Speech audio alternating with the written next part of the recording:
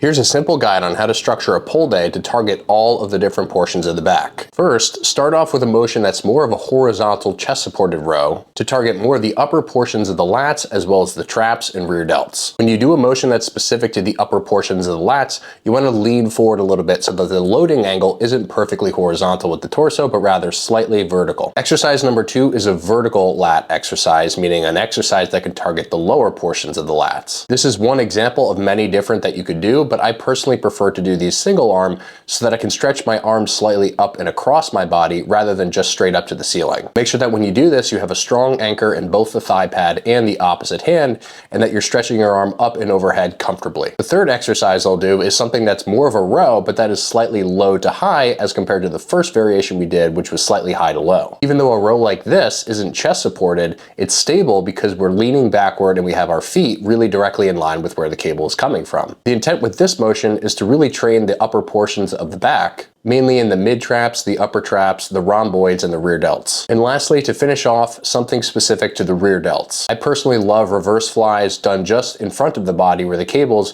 are roughly 90 degrees from the arms throughout a majority of the range of motion. While the rear delts will be involved in most pull downs and rows, it's probably a good idea to have something that's more specific to them, where you can really focus on making them the limiting factor of the movement.